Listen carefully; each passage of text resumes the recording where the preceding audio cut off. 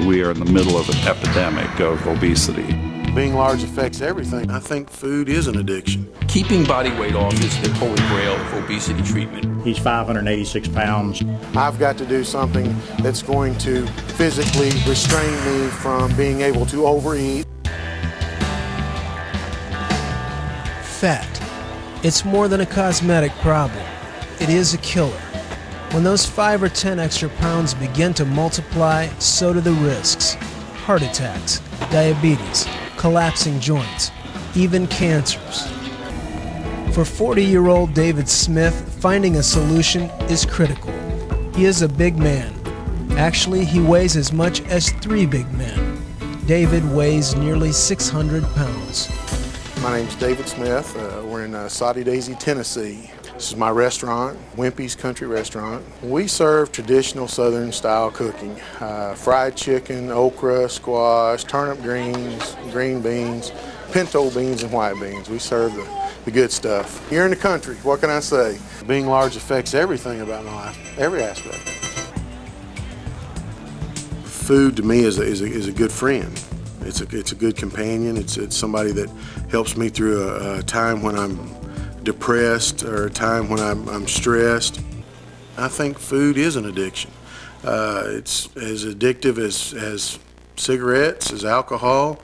I've gone to fast food places and bought food, and then to keep the people from inside thinking all this food was for me, I'd buy an extra drink or buy an extra fry or something like that. Now I feel miserable that I ate it all. And then you get to thinking, boy, I need to do something about it. I need to do something about it. And, you know, the next thing you know, you're right back there at the restaurant. You know, give me that thing again, because, boy, it sure was good the last time. For David, it was a decision born out of desperation. I can't do a diet and win this weight battle. I've got to do something that's going to physically restrain me from being able to overeat or eat the wrong things, and that's why I've wanted to do this surgery. David suffers from high blood pressure. He is a borderline diabetic. His knees and ankles are in chronic pain from carrying so much weight. His doctor tells him within a year he may well be unable to get out of bed. David knows the sobering truth. 600-pound men don't live very long, and he has a lot to live for. If he keeps going the way he is now, he's not going to be around to see me graduate or my brother or even, walk me down the aisle to get married or anything. Even if he was still around and alive, he'd be bedridden the way he's going. David's surgeon is Dr. Ken Champion of Atlanta. He has seen many patients in the same dire condition as David, and he knows their desperation. I don't think anybody chooses to be morbidly obese. I don't think anyone sits down at a table and says, I'm going to be a glutton, I'm going to be overweight and have all these health problems. These people are very unhappy. If they are looking for a way to change or a way out of their disease, and surgery is one alternative for them.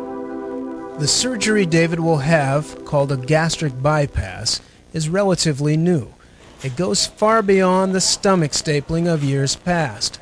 Not only will he have his stomach reduced to the size of a walnut, Dr. Champion will actually reconstruct David's intestinal anatomy by dramatically shortening the length of the small intestine.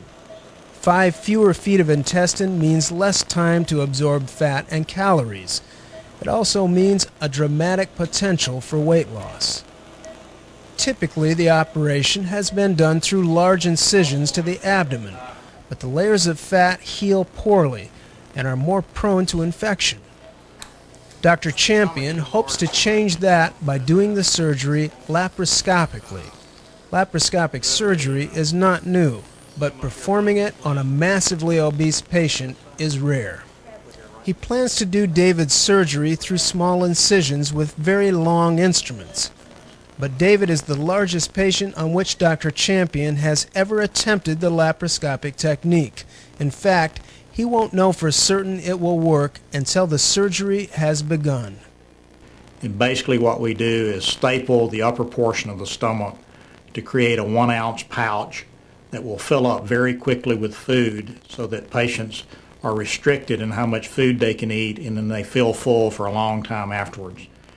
We then bring a small portion of the intestine up to the pouch for the food to empty out of to remix with the digestive juice further down.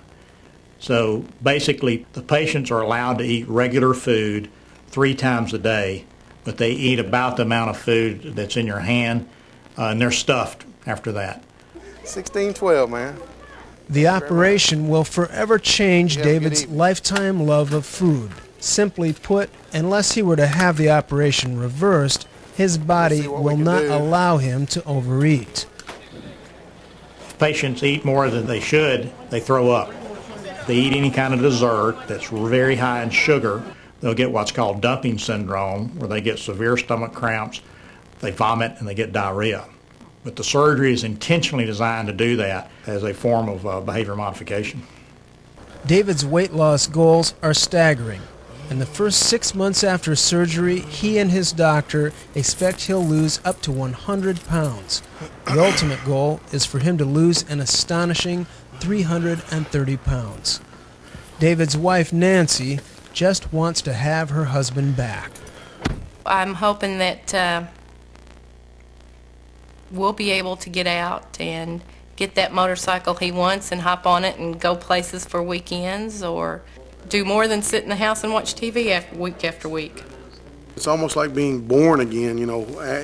When this surgery's done and you've lost the weight, you've got there's a whole new life experiences that are going to come at you.